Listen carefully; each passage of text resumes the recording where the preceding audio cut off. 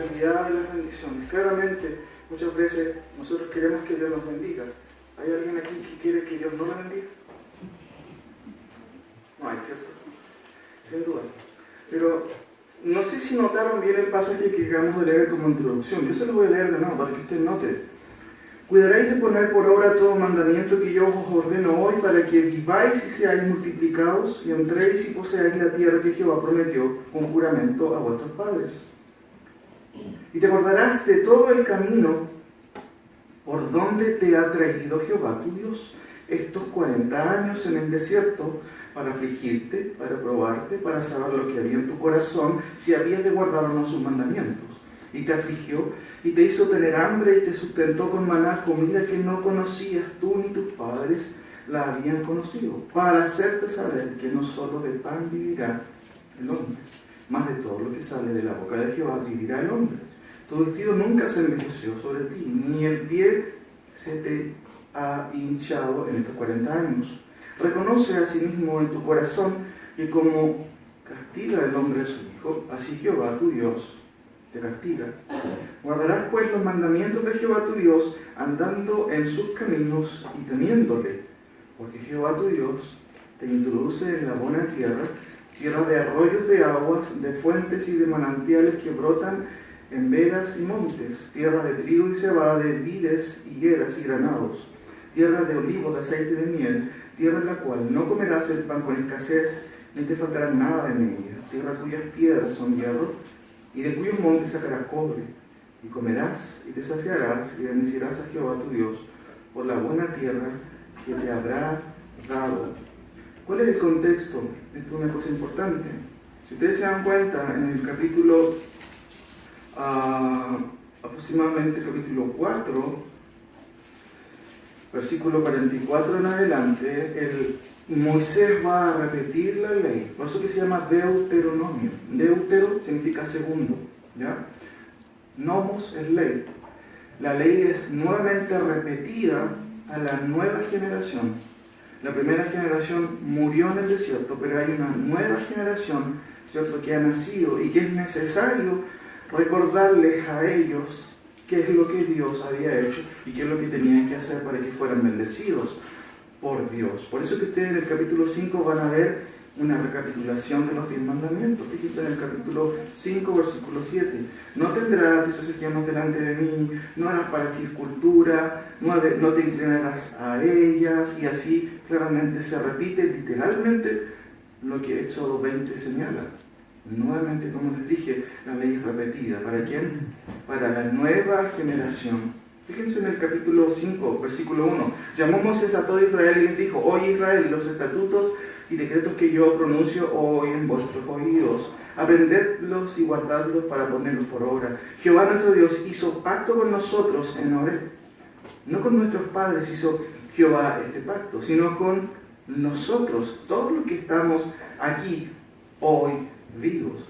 Él está diciendo, sin duda, sus padres fueron los que estuvieron acá, pero eso también es para ustedes, la nueva generación. Por eso que después ustedes van a ver otra vez repeticiones de la ley, y fíjense en el capítulo 6. Estos pues son los mandamientos, estatutos y decretos de Jehová vuestro Dios. Ya lo había dicho, pero se repite nuevamente para la nueva generación. Ahora, así, fíjense, en el versículo 11 en adelante, usted va a ver justamente instrucciones de parte de Dios para la nueva generación. No andaréis en pos de dioses ajenos, dice el versículo 14 del capítulo 6. No tentaréis, versículo 16, a Jehová vuestro Dios, como lo tentaste en Masá. Y después va a seguir el relato, ¿cierto?, en donde el Señor va a dejar claramente estipulado qué es lo que Dios desea. Y así llegamos a nuestro capítulo, el que acabamos de leer. Ahora, fíjense que en este capítulo, capítulo 8, los primeros 10 versículos, hay 4 cosas que uno puede observar. Solamente estoy haciendo una introducción para que comprendamos. El primer mandamiento de Dios a la nueva generación está en el versículo 1. Dice: cuidaréis de poner por obra, ¿qué cosa? Todo mandamiento que yo os ordeno hoy. Miren, para que viváis y seáis multiplicados.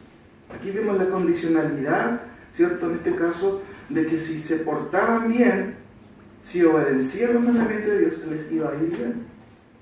Ahora, fíjense, cuidaréis de poner por obra todo mandamiento. Versículo 2, mire, es un llamado a la memoria. ¿Alguien tiene mala memoria aquí?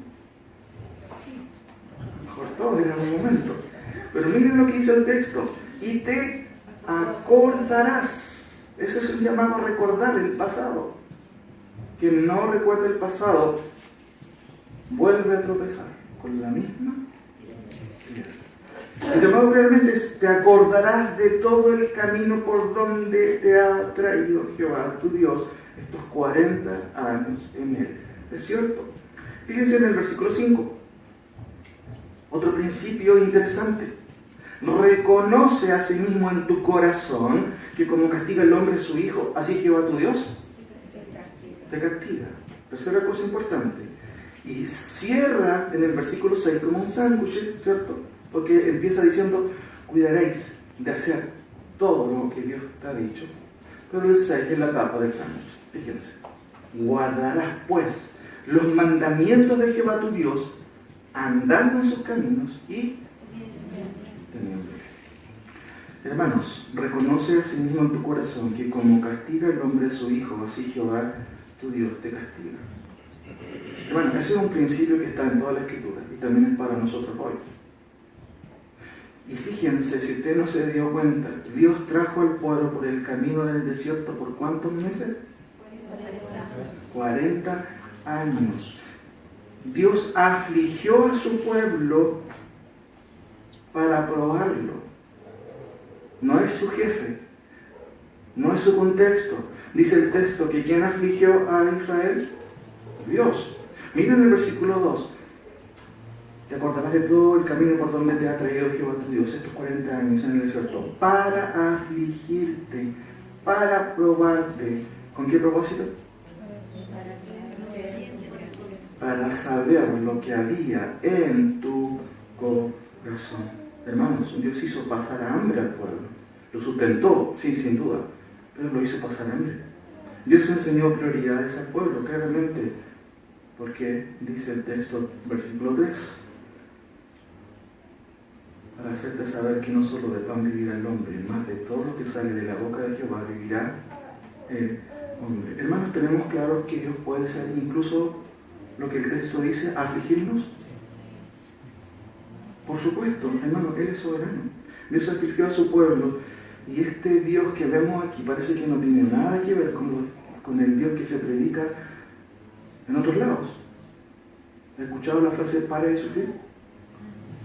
Yo no sé qué Dios se predica ahí, pero cuando uno ve la Escritura, vemos un Dios que es tan soberano que puede hacer lo que quiera con nosotros, incluso hacernos sufrir.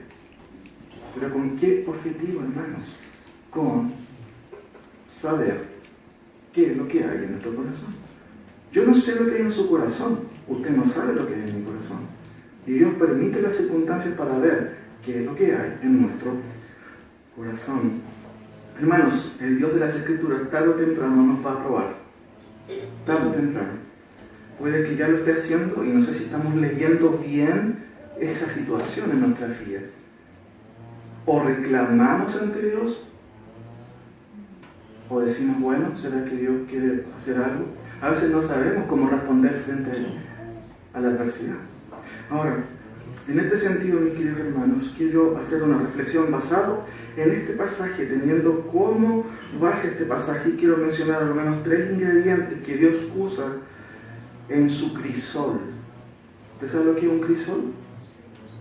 Mejor no todos saben, es una pequeña cosita con un fierrito parecido a esto, pero más chiquitito, en donde se calienta con un soplete abajo. Lo usan los soldadores para derretir la soldadura. Muchas veces nosotros, Dios nos hace pasar por el crisol para derretirnos y saber qué es lo que hay, ¿cierto?, en nuestro corazón. Eso dice claramente el texto, mis queridos hermanos. El tratamiento de Dios con nosotros, evidentemente, las aflicciones, como vemos aquí, muchas veces son el catalizador de Dios, para ver si lo que hay en nuestro corazón realmente está ajustado a su voluntad. 3 cosas quiero yo mencionar que están relacionadas justamente a los instrumentos que Dios usa para revelar qué es lo que hay en nuestro corazón. En primer lugar, mis queridos hermanos, el primer ingrediente son las personas. Usted se preguntará, ¿las personas? Bueno, las personas que llegan a nuestra vida, que están en nuestra vida, que Dios pone en nuestra vida, muchas veces son instrumentos para que Dios usa, más redundancia, para ver lo que hay en nosotros. Quiero que me acompañe y no olvidemos lo que acabamos de leer. Números 12, por favor. Números 12.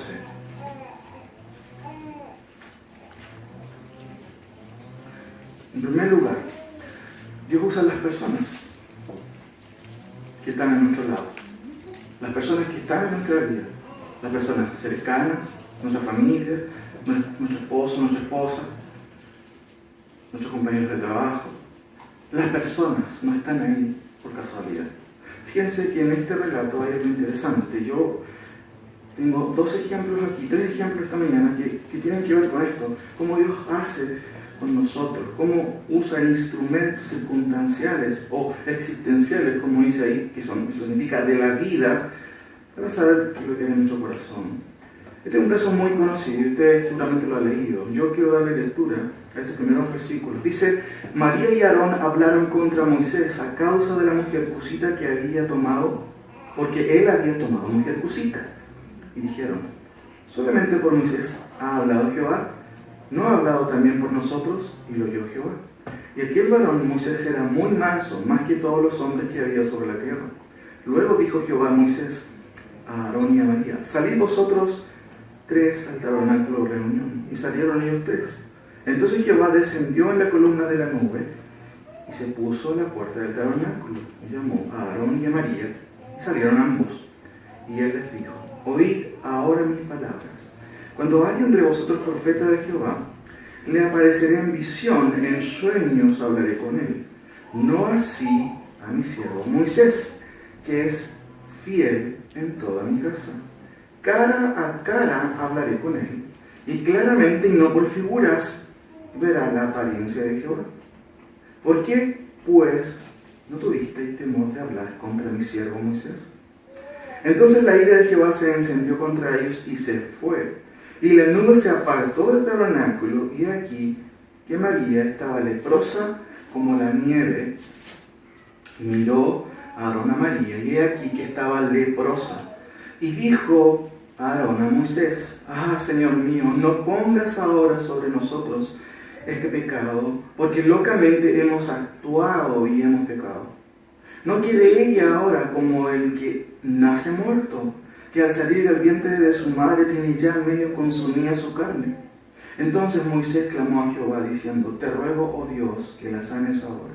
Respondió Jehová a Moisés: pues si su padre hubiera escupido en su rostro, ¿no se avergonzaría por 7 días? Sea echada fuera del campamento por 7 días y después volverá a la congregación. Así María fue echada del campamento 7 días y el pueblo no pasó adelante hasta que se reunió María con ellos. Después el pueblo partió de Aserot y acamparon en el desierto de Parán. Las personas que Dios pone en nuestra vida a veces van a ser instrumentos que Dios va a usar para trabajar con nosotros. Hermanos, ¿qué relación tenía María con Abraham? ¿Qué eran ellos? ¿Cómo? ¿Se acuerdan qué relación tenía María con Moisés? Moisés. Eran hermanos. Aarón, hermanos. Fíjense que aquí es la familia, interesante, la familia en donde se da el problema. Y muchas veces no se da también en nuestras realidades que a veces en nuestra familia surgen los problemas. Los más grandes problemas surgen en nuestra familia. María, ¿cierto? En este caso es hermana de Aarón, pero también de Moisés. Y aquí hay varias relaciones que uno pudiera tomar, o varias perspectivas. Moisés en relación a sus hermanos, María en relación a su hermano Abraham, María con respecto al líder de Dios, porque aparte de que era su hermano, ¿quién era Moisés también? El líder que Dios había escogido. También puede uno tomar la perspectiva de Aarón con respecto a su hermano, porque era su hermano. a Aarón con respecto a su hermana. O sea, hay varias relaciones ahí que uno podía enfocar. Ahora, hay varias cosas interesantes y uno va viendo el texto un poquito, no quiero detenerme en cada detalle, pero quiero mencionar algunos aspectos aquí interesantes del texto, para que comprendamos un poquito de qué sentido se cumple esto. Dios usa a las personas, hermanos, para cubrir nuestro carácter, para revelar lo que hay en nosotros. El texto del versículo 1 es interesante.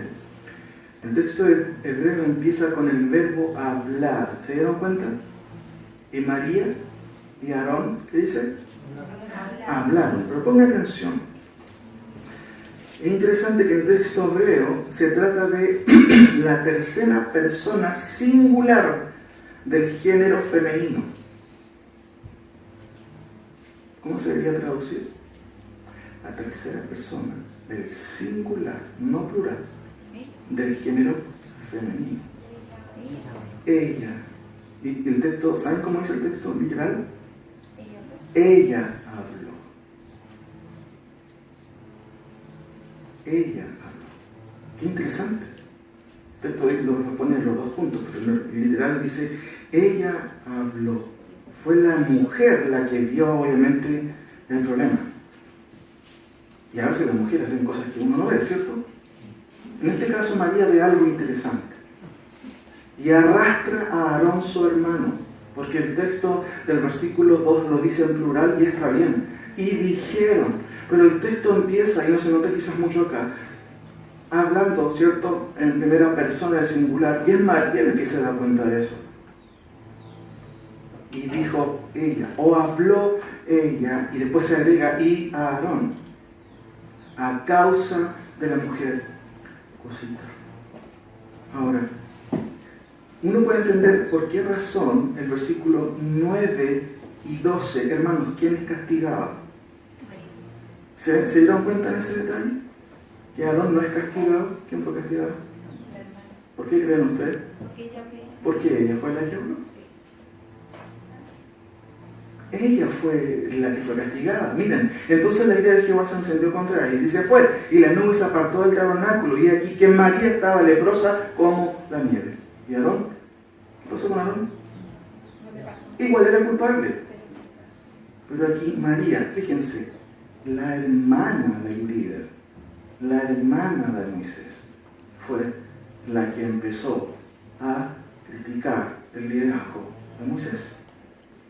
No estaba lejos, no era algo externo, era algo interno. Ahora, sin duda, vemos un problema en Aarón.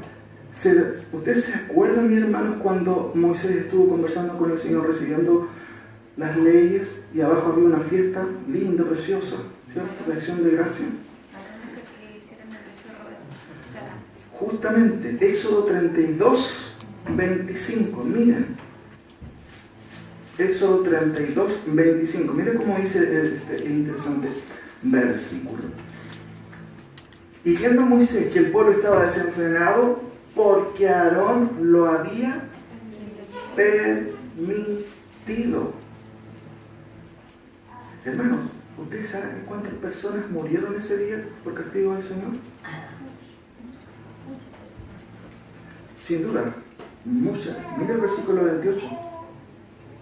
Y cayeron del pueblo en aquel día, ¿cuántos? 3.000 personas. Fíjense, si volvemos a nuestro pasaje en Deuteronomio, capítulo 8, Números, ahí estamos, ¿cierto? En Números 12.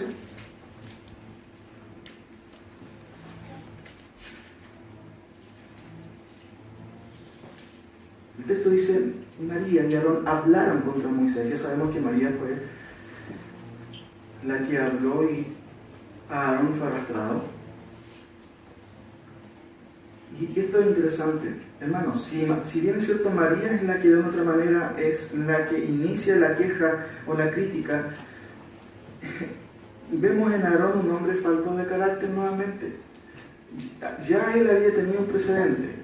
Él había permitido el culto idolátrico, ¿cierto? El becerro de oro ahí que sucedió después de la entrega de él. Y ahora nuevamente él está ahí siendo arrastrado nuevamente por la crítica.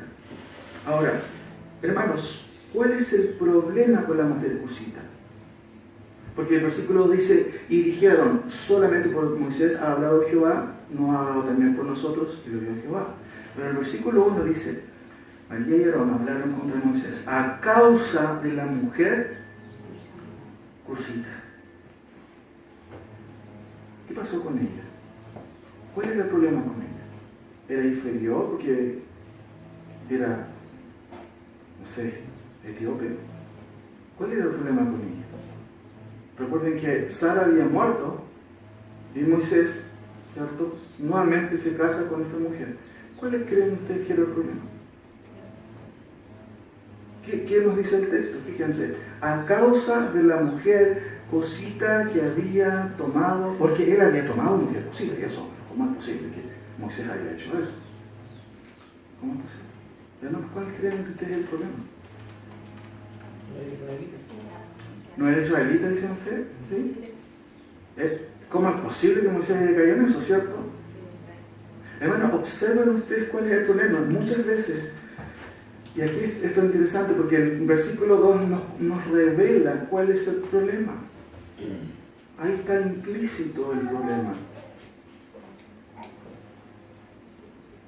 ¿Cuál es el problema? La mujer cusita no tenía derecho Moisés a casarse nuevamente. Se trata de un tema matrimonial simplemente, de razas. ¿Cuál creen que ustedes el problema viendo el versículo 2? Muy bien, muy bien. Hermanos, muchas veces nosotros encubrimos lo que realmente nosotros sentimos y el problema de fondo ni siquiera es la mujer cosita. ¿Cuál es? El celo. ¿Cómo es posible que solamente Dios hable por ti? O sea, también puede hablar por nosotros, ¿no? Bueno, ¿qué es eso? ¿Acaso eso no es celo? ¿Envidia? El texto dice, y dijeron, solamente por Moisés ha hablado Jehová, pero no ha hablado también por nosotros. Para mala suerte de ellos, entre comillas, lo oyó, dice el texto, Jehová. Lo oyó Jehová. Hermanos, muchas veces nosotros tenemos excusas simplemente y tenemos pantallas. ¿Has escuchado esa frase? Esta es una pantalla, hermano. ¿Y qué es lo que hay de fondo? Cosas en nuestro corazón escondidas. Y en este caso, Moisés y Aarón claramente tenían un celo que no revelaban. Y la excusa perfecta era, no, es que la mujer cosita. Cuando en el fondo lo que había ahí era celos de parte de ellos, envidia, claramente. Fíjense en el versículo 1, y habló Miriam y Aarón, pero en el versículo 2 se suma también aquí directamente a Aarón, y dijeron, Aarón, como dije yo, fue arrastrado por su hermana. Aquí vemos un ejemplo de nepotismo, ¿cierto? Una palabra política en el día de hoy. ¿Se acuerda qué es nepotismo? Esto de hacer favores entre familias. ¿No lo hay acaso del gobierno? ¿Quién escucha a quién aquí? Fíjense que el colapso político, si se puede decir, es familiar. El problema surge ahí, entre ellos, no es gente de afuera. El problema que tuvo Aarón con el becerro de oro, uno podría llamarlo la heteronomía, ¿cierto? Heteronomía, ¿qué significa? Una palabra sinónimo moderno, democracia. Lo que quiere hacer la mayoría. Todos querían ¿qué cosa? ¿Hacer un becerro? Y todos votaron, ¿y quién salió? ¿Cómo salió la elección? ¿La mayoría votó por el becerro de oro? ¿Siempre la mayoría tenía la razón? No. Pero Aarón se dejó arrastrar. Y aquí, segunda vez, nuevamente, por su falta de carácter claramente, se arrastra en una crítica. Además, muchas veces nosotros escondimos nuestras verdaderas intenciones con píos gestos, para la redundancia, de cristianismo. ¿Cuáles son las verdaderas motivaciones a veces de nuestro accionar en la iglesia, de nuestro servicio al Señor? ¿Realmente es la honra y la gloria del Señor? Fíjense que Aarón y María, al parecer, estaban poniendo el acento en algo que quizás era irregular, una mujer cosita, ¿cómo es posible? Pero eso de la fachada, ¿qué hay en el fondo? Envidia y celo. ¿Cómo es posible, cierto, que Dios solamente hable por ti? ¿Acaso no puede hablar por nosotros? Versículo 6, y él les dijo, oíd ahora mis palabras, cuando hay entre vosotros profeta de Jehová, le apareceré en visión, en sueños, hablaré con él. No así a mi siervo Moisés, que es fiel en toda mi casa. Cara a cara hablaré con él, y claramente, y no por figuras, y verá la apariencia de Jehová.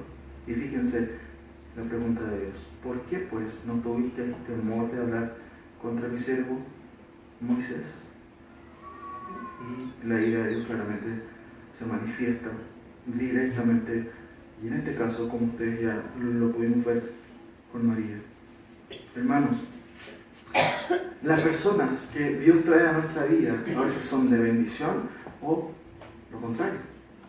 A veces gatillan, como dicen los forenses, a veces son situaciones gatillantes. ¿Se acuerda del Salmo 1:1?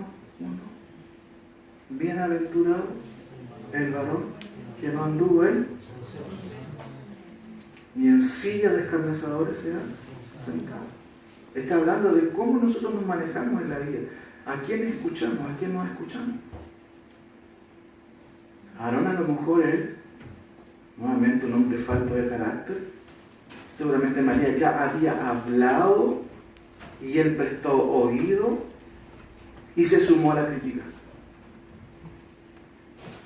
Hermano, nada en nosotros como vida cristiana, nada en nuestra vida es casualidad. Dios lo trajo a usted aquí a esta iglesia no por casualidad. Dios lo ha hecho conocer personas que usted no conocía antes. Nada es casualidad.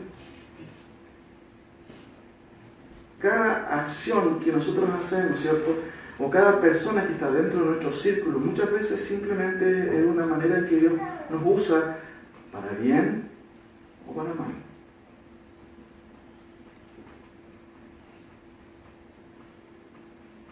Muchas veces es nuestro padre o nuestra madre, nuestros hijos, quienes de otra manera Dios usa para trabajar con nosotros.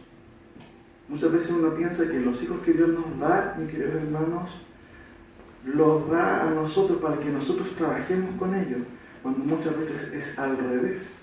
Dios trae a nuestros hijos para trabajar con nuestro carácter. No sé si usted ha pensado eso. Tengo que criar a mi hijo de esta manera, pero a veces Dios está haciendo al revés. Ese hijo me está ayudando a mí a que Dios trate con mi carácter, si soy fiel al Señor o no. Ahora, insisto, las personas, la condicionalidad de las bendiciones de Dios, tres instrumentos que revelan lo que hay en nuestro corazón. El primer instrumento son las personas que llegan a nuestra vida. Dios usa a las personas para ver qué es lo que hay en nuestro corazón. Aquí tenemos un primer ejemplo, un mal ejemplo. María y Aarón. Aarón es arrastrado por su hermano, justamente, y claramente se revela lo que hay en su corazón. Claramente había celos y envidias. Hermanos, hay un segundo ejemplo que yo quiero mencionar. Acompáñenme por favor al libro de Job.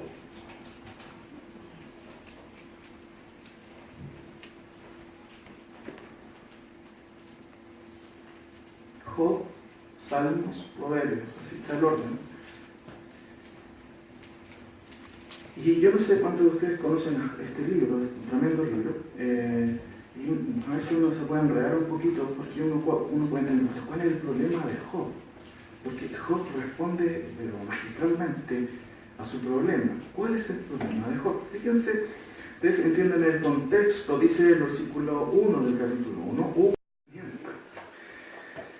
y 500 años, y muchísimos criados, y él aquel varón más grande que todos los orientales. E iban sus hijos y hacían banquetes en sus casas, cada uno en su día, y enviaban a llamar a sus 3 hermanas para que comieran y bebiesen con ellos. Y acontecía que, habiendo pasado en turno los días del convite, Job enviaba y los santificaba, y se levantaba de mañana y ofrecía holocaustos conforme al número de todos ellos. Porque decía Job, quizá habrán pecado mis hijos, y habrán blasfemado contra Dios en sus corazones. De esta manera hacía todos los días, por si las moscas. Él hacía sacrificios por sus hijos, por si habían fallado. ¿Cómo era Job delante de los ojos de Dios? Justo, temeroso de Dios. ¿Y qué pasó? ¿Qué pasó? Porque aquí está el segundo ingrediente que Dios usa. El primer ingrediente que usa, ¿cuál es? Las personas. Dios trae personas a tu vida. Personas que liberan o que dejan ver tu fidelidad o tu infidelidad. En el caso de Aarón, el caso de María, claramente vemos ahí que esa relación ahí, que era familiar, dejó ver lo más malo de los tres hermanos. ¿Cuál sería el apellido? No lo dice la Biblia, pero dejó ver ahí una situación irregular. Las personas. Pero aquí, ¿cuál es el punto, hermano? ¿Saben cuál es el punto? Antes de leerlo, son las circunstancias. Las circunstancias. Ahora, fíjense, dice el versículo 6, un día vinieron a presentarse delante de Jehová los hijos de Dios, entre los cuales vino también Satanás. Y dijo Jehová a Satanás, ¿de dónde vienes? Respondió Satanás a Jehová y dijo, de rodear la tierra y de andar por ella. Y Jehová dijo a Satanás, ¿no has considerado mi siervo Job, que no hay otro como él en la tierra, varón perfecto y recto, temeroso de Dios y apartado del mal? Respondió Satanás a Jehová y dijo, ¿acaso teme Job a Dios de balde? ¿Qué es lo que está diciendo ahí? ¿Te entiende esa frase de balde? Te sirve porque tú le das algo, por eso. Quítale, a ver si te va a servir. Esa es como la idea. Por eso que dice después, ¿no le has cercado alrededor de él y a su casa y a todo lo que tiene? Al trabajo de sus manos has dado bendición, por tanto sus bienes han aumentado sobre la tierra. Pero extiende ahora tu mano y toca todo lo que tiene, y verás si no te blasfemas contra ti en tu misma presencia. Evidentemente Job te sirve porque tú le has dado todo. ¿Y qué va a suceder, mis queridos hermanos? Dios le da permiso a Satanás. Recuerden, Dios no ha perdido el control en ningún momento. Por eso el texto dice, dijo Jehová a Satanás, he aquí, todo lo que tiene está en tu mano, solamente no pongas tu mano sobre él. Y salió Satanás delante de Jehová. ¿Y qué sucedió? Versículo 13. Y un día aconteció que sus hijos e hijas comían y bebían. Vino en casa de su hermano el primogénito, y vino un mensajero a Job y le dijo, estaban arando los bueyes y las asnas paciendo cerca de ellos, y acometieron los sabeos y los tomaron y mataron a los criados a filo de espada. Solamente escapé yo para darte la noticia. Aún estaba hablando hablando cuando vino otro que dijo, fuego de Dios cayó del cielo que quemó a las ovejas y a los pastores y los consumió. Solamente escapé yo para darte la noticia. Todavía estaba hablando y vino otro que dijo, los caldeos hicieron 3 escuadrones y arremetieron contra los camellos y se los llevaron y mataron a los criados a filo de espada, y solamente escapé yo para darte la noticia. Entre tanto que hablaba, vino otro que dijo, tus hijos y tus hijas estaban comiendo y bebiendo. Vino en casa de su hermano el primogénito, y un gran viento vino del lado del desierto y azotó las 4 esquinas de la casa, la cual cayó sobre los jóvenes y murieron, y solamente escapé yo para darte. Bendito quien era mensajero en esos días, ¿no? ¿Cierto? Pero si se dan cuenta, miren, hay varias cosas que Dios permite, pero en esencia lo que Él va a perder es todo lo que tiene que ver con lo material. Pero cómo Dios hace, ¿cierto?, en su soberanía, cómo Él trabaja, cuáles son las cosas que hizo o Dios permitió. Permitió hombres malos que mataran, ¿cierto? Pero también usó la naturaleza, ¿se dieron cuenta? Oh, qué fome está viviendo, oh, qué mal clima. Uno puede pensar eso. Pero incluso hasta la naturaleza, ¿cierto?, Dios usó para quitar, en este caso, a Job, ¿cuántas cosas? Todo lo que tenía, hermano. Todo lo que tenía. Ahora, miren la respuesta de Job. Y por eso uno se puede enredar en esto. Entonces Job se levantó y regó su manto, y su cabeza se postró en tierra y reclamó a Dios. ¿Qué dice el texto? Y adoró. Hermano, no es menor lo que le acaba de acontecer. Murieron sus hijos. No dice el texto, no podía encontrar, se postró en tierra y cayó en depresión. Perfectamente puede explicar eso. Pero mira lo que dice el texto. Y dijo, desnudo salí del vientre de mi madre y desnudo volveré allá. Jehová dio y Jehová quitó, sea el nombre de Jehová. A veces yo leo esto, a veces en redes sociales, pero yo no sé si la gente lo dice realmente, porque realmente está experimentando aquello, o si lo dice como moda simplemente. Jehová dio, Jehová quitó, sea el nombre de Dios. bendito. Y miren lo que dice el 22. En todo esto no pecó Job, ni atribuyó a Dios despropósito. Hermanos, ¿cuál es la respuesta de Job? ¿Cómo es? Hermano, yo tengo un adjetivo, impecable, ¿o no? Impecable la respuesta de Job. Dios quita todo lo material, pero miren ahora lo que va a hacer Dios. Aconteció que otro día, capítulo, vinieron los hijos de Dios para presentarse delante de Jehová, y Satanás vino también entre ellos presentándose delante de Jehová, y dijo: Jehová, Satanás, ¿te das cuenta? O pregunta, ¿de dónde vienes? De rodear la tierra.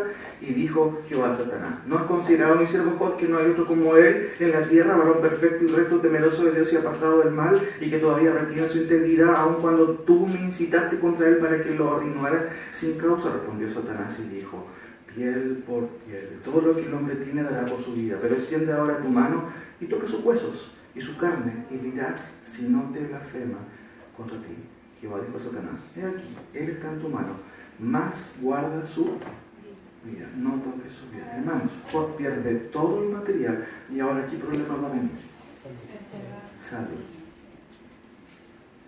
Estamos hablando de que el segundo aspecto que Dios usa para nuestras vidas, que a veces no nos damos ni cuenta, son las personas. Ese jefe fregado que tengo en el trabajo, que ojalá choque y no llegue al trabajo, ¿cierto? O esa vecina que tengo tan complicada. Hermanos, Dios usa a las personas para tratar con nuestro carácter y ver qué es lo que hay en nuestro corazón. Pero ¿qué otra cosa usa? Las circunstancias. Dios hace perder todo a Job. ¿Y cuál es la respuesta de él? ¿Reclama? Hermanos, es espectacular. Dios quitó, aleluya. Hermanos, yo no me acerco a Job ni a los talones. Porque yo tengo un problema y colapso al tiro. Y usted seguramente puede que usted sea más fuerte, a lo mejor. Pero miren lo que me llama la atención. Ahora apunta a Satanás a otro aspecto de su vida, la salud. ¡Wow! ¿Y qué complicación tenemos cuando la salud se afectada? Hemos escuchado testimonios de ustedes de cómo Dios los ha sanado también de enfermedades que son bastante graves. Pero miren lo que dice el texto. Entonces salió, estoy leyendo el versículo 7 del capítulo 2. Entonces salió Satanás de la presencia de Jehová e hirió a Job con una sarna maligna desde la planta del pie hasta la coronilla de la cabeza. Y tomó a Job un tiesto para rascarse con él, y estaba sentado en medio de ceniza. Entonces le dijo su mujer: qué interesante, la mujer, ¿cierto? Aún, y esto me llama la atención, ese es un adverbio de tiempo. Puede decir: todavía retienes tu integridad. Ya lo había perdido todo, pero ahora la salud es quebrantada, y la mujer le dice: todavía retienes tu integridad. Maldice a Dios y muérete. Lo que está diciendo: renuncia a Dios y muérete. No hay sentido en seguir creyendo en este Dios. Esto es lo que está diciendo esta mujer. Y tiene un nombre esta mujer. ¿Saben cómo se llama? Y él le dijo: como suele hablar cualquiera de las mujeres fatuas, sin entendimiento. Has hablado. ¿Qué? ¿Recibiremos de Dios el bien y el mal no lo recibiremos? En todo esto no pecó Job con sus hermanos. ¿Cuál es la respuesta de Job? Ahora, cuando su salud es quebrantada, ¿hay reclamo? ¿Cómo responde él? Hermano, otra vez, impecablemente. Job está como el empleado del mes, ¿cierto? Para dejarnos en la foto en la iglesia.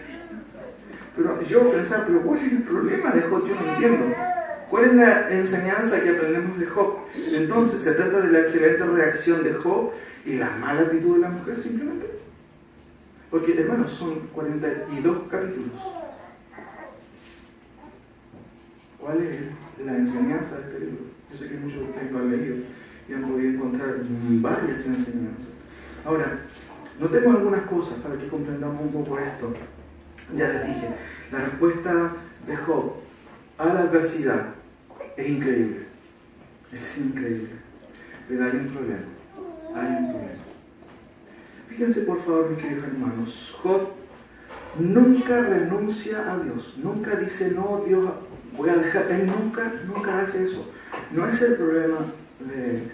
Pero como ustedes se dan cuenta, y ustedes han leído Job, ¿cuántos han leído Job? No me digan.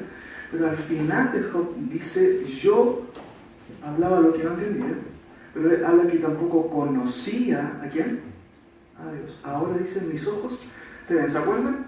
Pero entendamos cómo llega a esa conclusión y cuál es el problema de él. Porque aparentemente aquí, y no aparentemente, de hecho él responde súper bien, impecablemente, en ambas situaciones. Ahora, sáltese por favor al capítulo 9, por favor, mis queridos hermanos.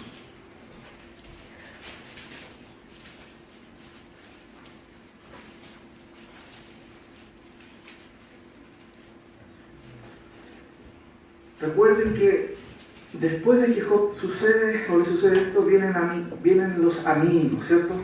Los amigos, esos amigos que aparecen a darnos consejos y que todos lo saben. Pero en este contexto, Job responde a uno de ellos y mire la respuesta de Job. Díganme si está mal o está bien. Capítulo 9. Respondió Job a Bildad: ciertamente yo sé que es así. ¿Y cómo se justificará el hombre con Dios? Si quisiere contender con él, no le podrá responder a una cosa entre mil. Él es sabio de corazón, Dios, y poderoso en fuerzas. ¿Quién se endureció contra él y le fue bien? ¿Cómo responde Job? Nuevamente responde súper bien, impecable. Tiene clara la situación. Por eso que él nunca, insisto, reniega de Dios. Sáltese por favor, capítulo 27 de este capítulo, por favor.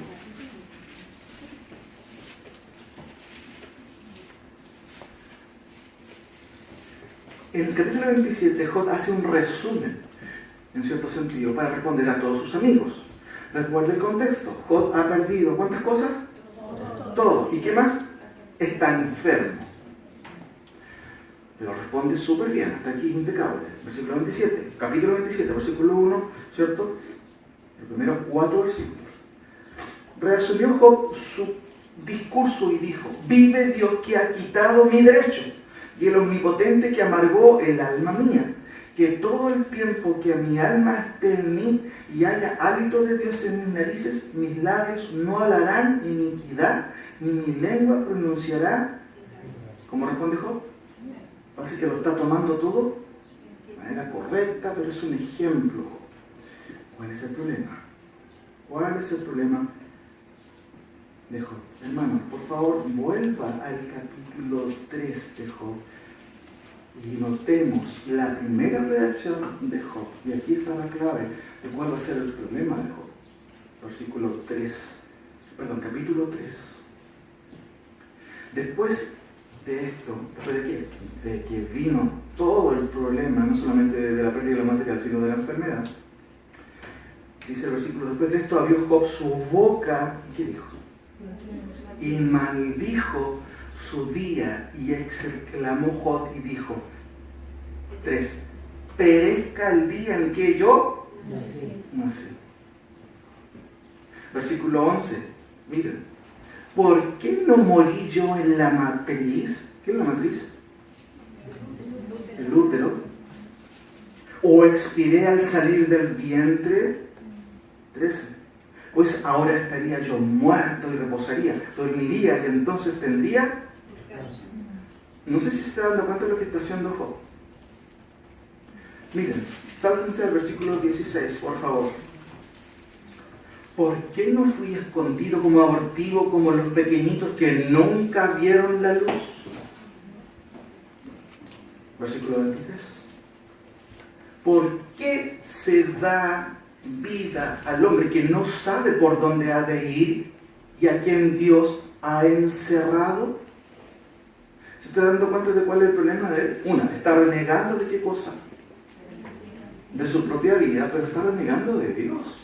Sobre la soberanía de Dios. Justamente, soberanía de Dios, porque ¿quién da la vida? Dios. Dios. Y aquí hay algo sutil. Miren el versículo 23. ¿Por qué se da vida al hombre que no sabe ¿cierto? Dice el texto, que no sabe por dónde ha de ir y a quién Dios ha encerrado. Está diciendo y echándole en cierto sentido la culpa a Dios de que Dios permite dar vida a hombres y después Dios los va a poner en problemas. Eso es lo que está diciendo. Miren el versículo 25. Qué interesante. Porque el temor que me espantaba me ha venido y me ha acontecido lo que yo... ¿Qué había en su corazón? Hay un temor escondido. Miren lo que dice el texto. Porque el temor que me espantaba me ha venido y me ha ocurrido lo que yo temía. Hermano, ¿quién conoce nuestro corazón? Ese es el Señor. ¿Él conoce nuestros temores? Sí. Él tenía un temor interno tan profundo. Y Él por eso lo revela y dice, pucha, eso lo tenía escondido. Y justamente eso ocurrió. Lo que yo más temía. Sápense al capítulo 33.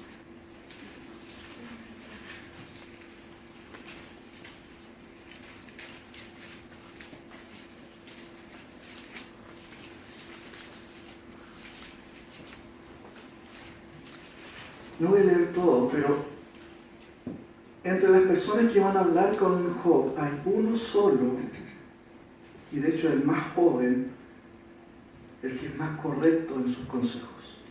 Él se llamaba Eliú. Y él va a dar luz al problema, porque aparecieron todos los consejeros ahí, ¿cierto? Dando discurso tras discurso. Y aparece uno que fue más joven que todos los demás, y él va a dar y dio un esclavo. Por eso que en el versículo 32 usted ve el primer discurso de Eliú. Y en el capítulo 33, Eliú se presenta y él va a dar en el clavo en algunas cosas. Fíjense lo que dice, digamos ahí, algunos versículos, 33:1. Por tanto, Job, oye ahora mis razones. Recuerden, es Eliú el que está tomando ahora el consejo. Y escucha todas mis palabras. He aquí, yo abriré ahora mi boca y mi lengua hablará en mi garganta. Mis razones declaran la rectitud de mi corazón y lo que saben mis labios lo hablarán con sinceridad. El Espíritu de Dios me hizo y el soplo del Omnipotente me dio vida. Respóndeme si puedes, ordena tus palabras, ponte en pie. Heme aquí a mí en lugar de Dios, conforme a tu dicho. De barro fui yo también formado. He aquí mi terror no te espantará, ni mi mano se agravará sobre ti. De cierto, tú dijiste a oídos míos, y yo oí la voz de tus palabras. ¿Qué decían? ¿Qué decía Job? Yo soy limpio y sin defecto. Soy inocente y no hay maldad en mí. Hermanos, y eso no está lejos de lo que él era, porque de acuerdo a Dios, él era un hombre justo. Sigamos leyendo. He aquí que él buscó reproches contra mí. ¿Qué está diciendo Job? La culpa la tiene Dios. Yo soy justo y ¿qué más? Recto. He aquí que él buscó reproche contra mí y me tiene por su enemigo. Mire la lectura que va a hacer Job de su situación. ¿Se dieron cuenta? ¿Cómo responde y cómo estaba respondiendo a las circunstancias? Hermano, nosotros podemos tener una teología espectacular de Dios, como Job la tenía. ¿Cómo reaccionó en primera instancia? Dios quitó, Dios quitó, sea el nombre de Dios. Es un ejemplo. Pero si vamos profundizando un poquito más, nos damos cuenta de cómo es su teología. No sé si es tan buena, pero él responde espectacularmente a la adversidad. Pero aquí vamos viendo otras cosas. Dice el texto, puso mis pies en el cepo y vigiló todas mis sendas. Sin duda Dios permitió eso, pero parece que Job lo está diciendo con un tono diferente. Versículo 12, he aquí, en esto no has hablado justamente. ¿Quién dijo eso? Eliú. He aquí, en esto no has hablado justamente. Yo te responderé que mayor es Dios que el hombre, porque contiendes contra él, porque él no da cuenta de ninguna de sus razones, ¿cierto? Sin embargo, en una o en dos maneras habla Dios. Fíjense en esto, hermano. En una o en dos maneras habla Dios, pero el hombre no entiende. 15. por sueño, en visión nocturna, cuando el sueño cae sobre los hombres, cuando se adormecen sobre el lecho, entonces revela el oído de los hombres y les señala su consejo. 17. ¿Para qué hacía Dios eso antes? Como dice su Biblia. Para quitar al hombre de su obra y apartar del varón, mire, la soberbia. Hermanos, ¿qué significa la palabra soberbia? ¿Han escuchado ustedes esa palabra? Este es súper soberbio. Es fuerte ese término. Es una persona que no acepta consejo, que es duro de cerviz en el lenguaje del Antiguo Testamento, que no acepta una corrección. Pero mire lo que dice. De dos maneras habla Dios, dice Eliú Jod. Escucha, a veces Dios habla en sueños, pone el objetivo de ello. Estoy hablando en el contexto de Job, porque Dios nos habla ahora a través de sus palabras, mis hermanos. Hay que entenderlo en este contexto. Y dice el texto, para quitar al hombre su obra y apartar del varón la soberbia. Detendrá su alma de sepulcro y su vida de que perezca a espada. Ese es el objetivo, siempre el bien. Pero mire el versículo 19. También, segunda forma de que Dios habla, sobre su cama es castigado con dolor fuerte en todos sus huesos, que le hace que su vida aborrezca el pan y su alma la comida suave. Su carne desfallece de manera que no se ve, o sea, está súper delgado. Esa es la idea, ¿cierto? Y sus huesos que antes no se veían aparecen. Su alma se acerca al sepulcro y su vida a los que causan la muerte. ¿Se da cuenta cómo el Biblia dice de cómo Dios habla? A través de sueños, para apartar del hombre su orgullo, su soberbia, pero también a través de qué cosa? De la enfermedad. Hermanos, ¿no ha pensado que la enfermedad es un tratamiento de parte de Dios o fue algo casual que me aconteció a mí? ¿No ha pensado en eso que Dios trata a través de las enfermedades? ¿No lo hizo con Job? ¿Lo hizo? Él lo permitió. Ahora, sigo leyendo, hermano. Dice el 23. Si tuviese cerca de él algún elocuente mediador, ¿quién? El que está enfermo, muy cogido, que anuncia al hombre su deber, que le diga que Dios tuvo de él misericordia, que lo libró de descender al sepulcro, que halló redención. Su carne será más tierna que la del niño, volverá a los días de su juventud, orará a Dios y éste le amará y verá su paz con júbilo y restaurará al hombre su justicia. 27. Él mira sobre los hombres y al que dijere, pequé y pervertí lo recto y no me he aprovechado, Dios redimirá su alma para que no pase el sepulcro y su vida verá en luz. 29. He aquí, todas estas cosas hace Dios. ¿Qué cosa? Hablar al hombre a través de sueños, ¿cierto? Pero a través de las circunstancias y a través de las enfermedades. Y mire lo que dice el texto. He aquí, todas estas cosas hace Dios 2 y 3 veces con el hombre, para apartar su alma, ¿de dónde? Del sepulcro, y para iluminarlo con la luz de los vivientes. Hermanos, este capítulo claramente nos muestra, obviamente, que Eliú da en el clavo. Sáltese al versículo o capítulo 38, mi querido hermano. Capítulo 38. ¿Cuál es el problema de Job? Entendemos que Dios usa la enfermedad también para tratar con sus hijos. Fíjense, la primera respuesta, y no me voy a detener en este capítulo, voy a mencionar 2 o 3 cosas para pasar al último punto. Sin duda es importante lo que dice Dios. Aquí vemos el primer discurso de Dios a Job. Entonces, dice el 38, versículo 1, Jehová, ¿cierto?, respondió a Job, dijo, hermanos, todos los versículos que continúan hasta el capítulo 42 es una demostración de parte de Dios a Job de su poder, de su omnipotencia. Por eso que él empieza diciendo, ¿quién es ese que oscurece el consejo con palabras sin sabiduría? Ahora ciñe como varón tus lomos y te preguntaré y tú me contestarás. Y empieza la primera pregunta. ¿Dónde estabas tú cuando yo fundaba la tierra? Házmelo saber si tienes inteligencia. Hermanos, yo no voy a leer todo el capítulo y puede ser una tarea para su casa. Miren lo que él le va a decir. Es increíble lo que le dice. A tal punto, fíjense, que Job, del capítulo 40, mire lo que dice. Además respondió Jehová a Job y dijo, es sabiduría contender con el omnipotente. El que disputa con Dios responda a esto. Respuesta de Job, versículo 3. Entonces respondió Job a Jehová y dijo, he aquí que yo soy vil. ¿Qué te responderé? Mi mano pongo sobre ¿dónde? Sobre mi boca. ¿Qué está diciendo Job? Está haciendo este gesto. No tengo nada que decir. Parece que está entendiendo cuál es su problema. Porque es sabio contender con el Creador, con el Omnipotente. ¿Por qué dice omnipotente el texto ahí?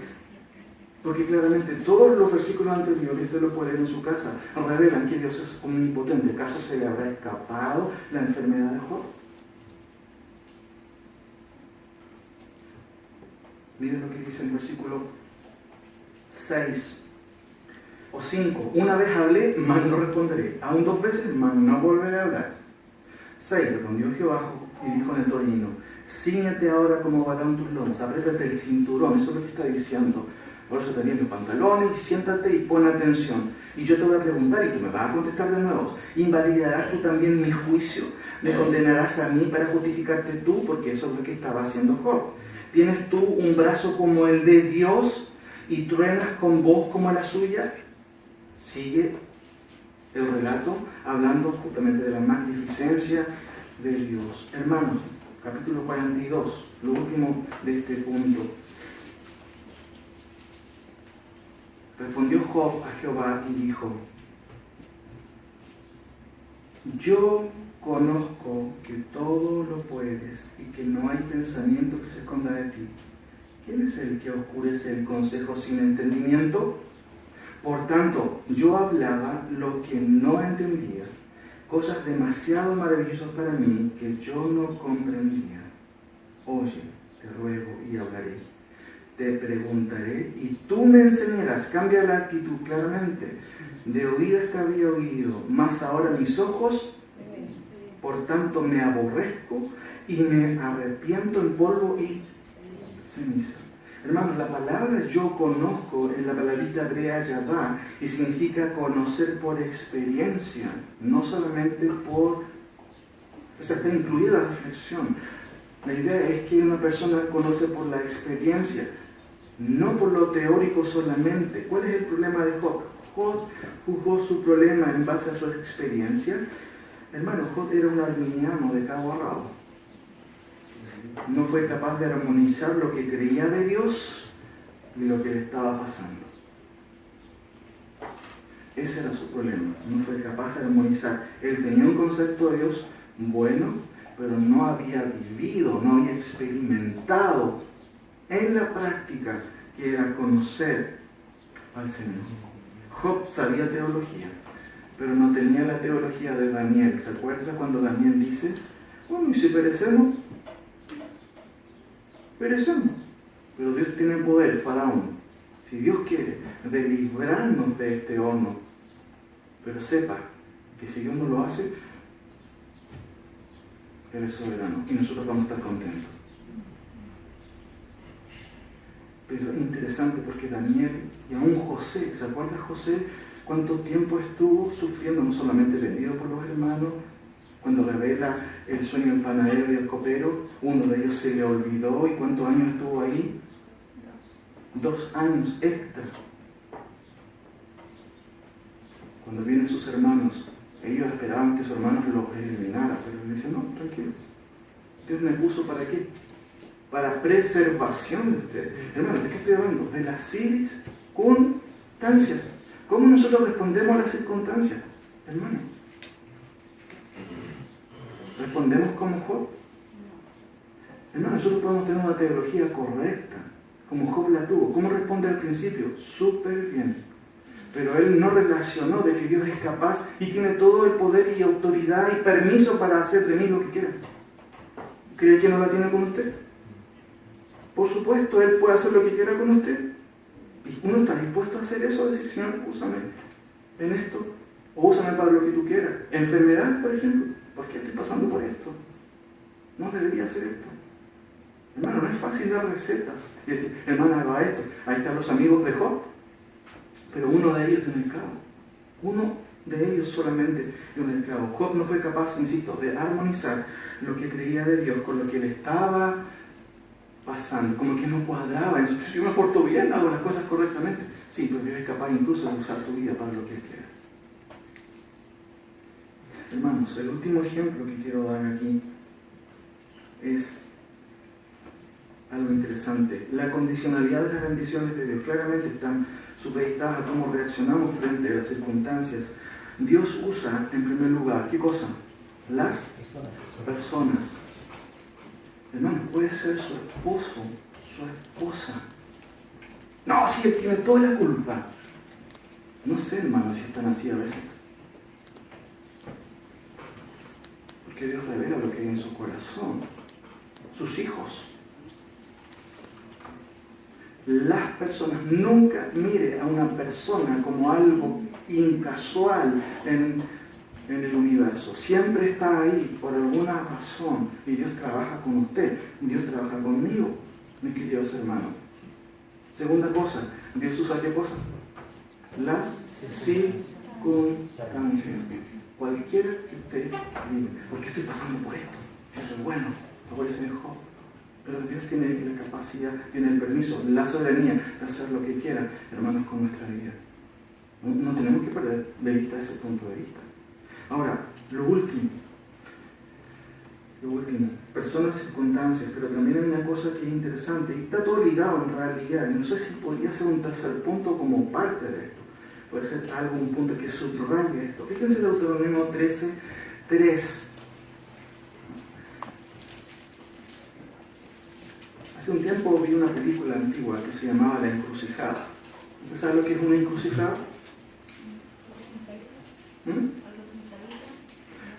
Sí, puede ser. Bueno, puede ser una encrucijada, sí. Bueno, desde el punto de vista filosófico puede ser un problema que demande una decisión. Pero esta película tenía que ver con caminos. Había una persona que llegó a un punto y se encontró con una encrucijada. O voy para allá, o voy para este otro lado. Le pregunto, ¿usted en algún momento suyo se ha encontrado en una encrucijada? De decir, ¿tomo esta opción o tomo esta opción? ¿Sí o no? Sí.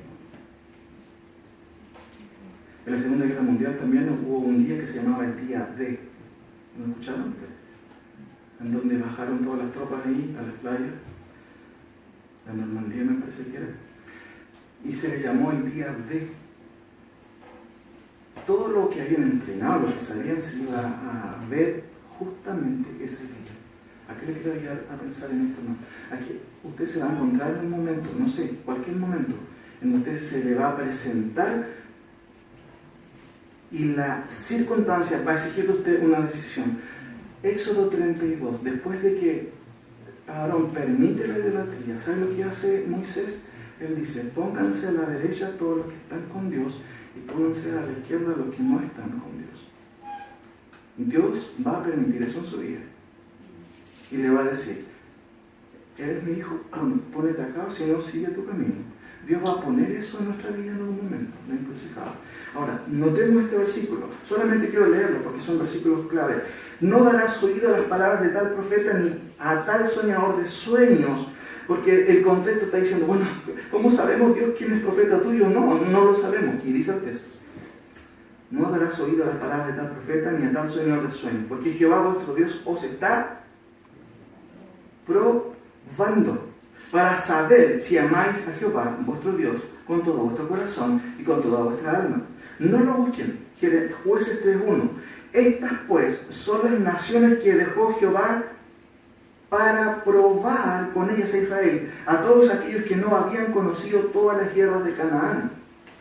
¿Para qué Dios dejó a otras naciones paganas, idólatras? Dice el texto, para probar con ellas a Israel. No lo busquen. Versículo de Deuteronomio capítulo 8:2. Bueno, en el pasaje nuestro. Miren, ¿por qué Dios pasó y probó a Israel por 40 años? Ya lo leímos. Y te acordarás de todo el camino por donde te ha traído Jehová tu Dios estos 40 años en el desierto para afligirte. Y miren, para probarte qué es lo que había en tu corazón. Dios usa personas y circunstancias.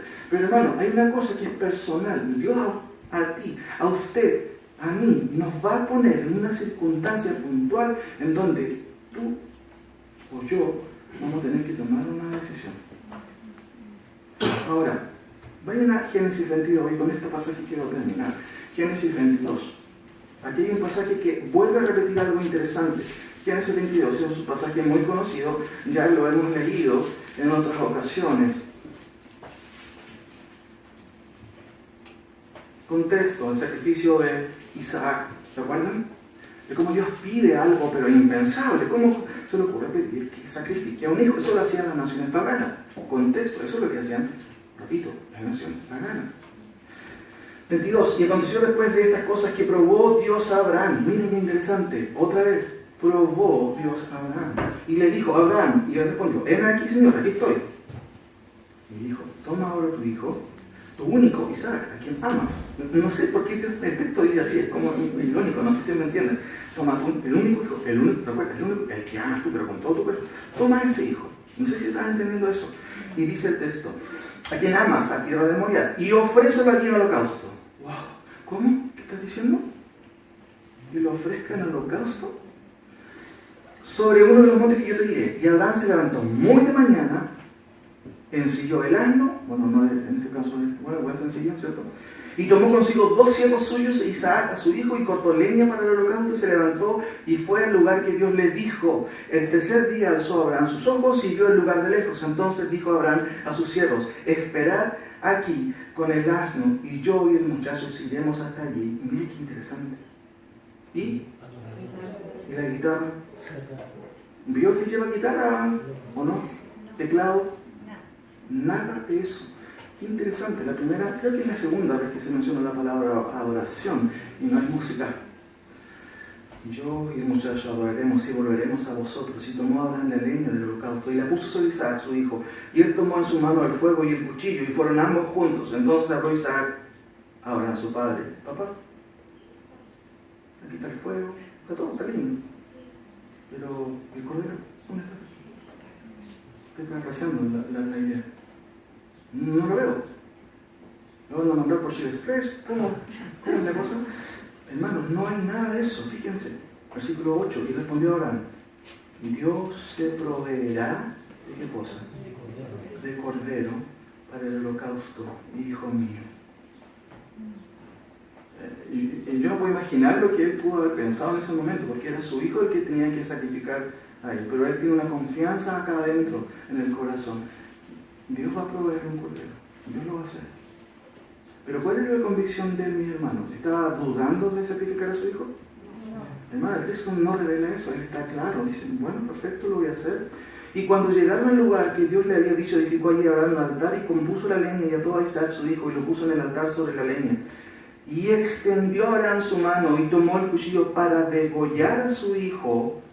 Entonces el ángel de Jehová le dio voces del cielo y dijo, Abraham, Abraham. Y él respondió, heme aquí. No extiendas tu mano sobre el muchacho, ni le hagas nada. Hermanos, no pierda la imagen misma. Es como Abraham tomando el cuchillo, elevando su mano, y a punto de enterrar ese cuchillo, viene la voz del cielo y le dice, no hagas eso. Y mire la respuesta que da el ángel. El ángel de Jehová. Porque ya conozco que temes a Dios, por cuanto no me rehusaste tu hijo, tu único. ¿Cómo empezó el texto, mis queridos hermanos? Versículo 1. Y aconteció después de estas cosas que probó Dios. Hermanos, nuestra cita dice, te acordarás de todo el camino desde donde te ha traído Jehová tu Dios estos 40 años en el desierto para afligirte, miren, para probarte, para saber lo que había en tu corazón, si habías de guardar o no sus mandamientos. Y acá hay una pregunta, para probarte, para saber lo que había en tu corazón. Hermano, Dios es omnisciente, ¿no? Sí, sabe todo. Entonces, ¿por qué tiene que hacer los 40 años pasar para saber lo que había en su corazón? ¿Acaso no sabía lo que Israel iba a hacer? Sí, sabe. ¿Por qué le pide Dios a Abraham que sacrifique a su hijo si él es omnisciente? Y el texto dice, porque ya conozco. ¿Acaso no sabía Dios qué es lo que iba a hacer Abraham? Díganme, ¿Dios es omnisciente? Entonces, ¿por qué dice para probarte? ¿Para qué? Para que lo vean, que quede registro. Para que quede registro. Muy bien, una muy buena respuesta. ¿Qué creen ustedes, los demás? Para que nosotros veamos. Para que nosotros veamos. Sí, puede ser. Hermanos, Dios es omnisciente, eso es claro. Pero hermanos, ¿saben cuál es el punto aquí? Y esto es muy interesante. Recordemos las tres cosas que hemos visto. Dios o sus promesas son condicionales, claramente. Dios pide que hagas esto, ¿cierto? Si tú haces esto, Dios te va a bendecir con esto. Pero ¿cómo Dios trata con nosotros? A través de las personas, ¿sí o no? A través de las circunstancias. O sea, ahora aprendemos que no tenemos que, mejor no decía este dicho popular, de andar cuestionando todo.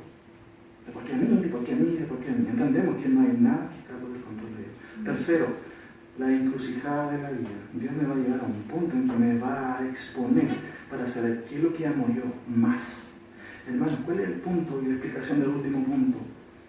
Dios mide nuestra obediencia no en base a lo que yo digo, sino en base a lo que yo hago. ¿Me entienden? Dios, yo te amo, tú eres todo para mí. No, sí, ya está bien, eso me lo has cantado todos los domingos. Pero veamos qué es lo que haces en la práctica. Por eso que el texto dice, porque ya conozco que lo que decía siempre, lo hiciste. Lo hiciste. Hermano, ¿usted cree que Dios va a aprobarnos nosotros por enfermedad? Sí, lo hace. ¿Para qué? Para ver qué es lo que hay, no en mi discurso, sino en qué, en mi corazón y en mis hechos, si me aparto de Dios, si soy un malagradecido de Dios, o si realmente yo amo al Señor y le sigo. ¿Me entienden? ¿Dios usa a las personas? Sí, sin duda. Puede que tú tengas una relación en donde claramente Dios está mirando cuál es tu reacción frente a ello. Dios usa las circunstancias, pero finalmente, hermanos, y con esto termino, Dios nos va a poner en situaciones en la vida donde tendremos que tomar decisiones, claramente lo hemos visto. No es la teoría lo que revela nuestra fidelidad, lo que decimos, lo que aprendemos, sino es lo práctico, es la encrucijada de la vida donde yo tengo que tomar una decisión, mi querido hermano. Personas, circunstancias. Hermanos, nuestra avaricia se va a revelar. La vamos a tapar, pero se va a revelar. Nuestro orgullo se va a manifestar. ¿Quién lo va a hacer? El Señor. Lo podemos esconder con piadosas actitudes, pero se va a revelar. La lujuria, que muchas veces se esconde, muy bien escondida, igual se va a revelar. Dios se va a encargar de hacerlo, pero también los celos muchas veces serán manifiestos por o personas, o las circunstancias, o decisiones claves que yo tenga que tomar. Hermanos, termino con la cita que acabamos de leer. Vuelva por favor de Deuteronomio 8. Fíjense cómo termina este relato. Versículo 11. Fíjense cómo termina el relato. 4 cosas o 3 cosas claras en este contexto. Cuidaréis de poner por obra todo mandamiento que yo ordeno. 2, versículo 2. Y te acordarás de todo el camino. Memoria. Apelar a la memoria. Desapela a la memoria. 5. Reconoce a sí mismo en tu corazón que como castiga al hombre a su hijo, así también Jehová su Dios o tu Dios castiga. Y vuelve en 6. Guardarás pues los mandamientos de Jehová tu Dios, andando en sus caminos y temiéndole. Pero mire lo que dice el 11, y con esto quiero terminar. Cuídate de no olvidarte de Jehová tu Dios para cumplir sus mandamientos, sus decretos, sus estatutos que yo te ordeno hoy, no suceda, que comas y te sacies y edifiques buenas casas y que habites y tus vacas y tus ovejas se aumenten y la plata y el oro se multipliquen y todo lo que tú tuvieres se aumente y se enorgullezca tu corazón y te olvides de Jehová tu Dios que te sacó de tierra de Egipto, de casa de servidumbre, que te hizo caminar por un desierto grande y espantoso, lleno de serpientes y de escorpiones y de sed, donde no había agua, y él te sacó agua de la roca del pedernal, que te sustentó con maná en el desierto, comida que tus padres no habían conocido, afligiéndote y probándote para a la postre, miren, hacerte bien. Y digas en tu corazón, mi poder y la fuerza de mi mano me han traído esta riqueza. Sino acuérdate de Jehová tu Dios, porque Él te da el poder para hacer las riquezas, a fin de confirmar su pacto que juró a tus padres como en este día. Más condicionalidad. Si llegares a olvidarte de Jehová tu Dios, y anduvieres en pos de dioses ajenos, y les sirvieres y a ellos te inclinares, yo lo afirmo hoy contra vosotros, que de cierto pereceréis como las naciones que Jehová destruirá delante de vosotros. Así pereceréis, por cuanto no habréis atendido a la voz de Jehová, vuestro Dios. Bendiciones condicionales. Dios usa las circunstancias, las personas y momentos claves en nuestra vida para revelar lo que hay ¿dónde? En nuestro corazón. Hermanos, no se olvide de eso. No se olvide. Hoy día celebramos la acción de gracias. Pero Dios nos bendice, ¿sí o no? Pero las bendiciones de Él son condicionales. ¿Oremos?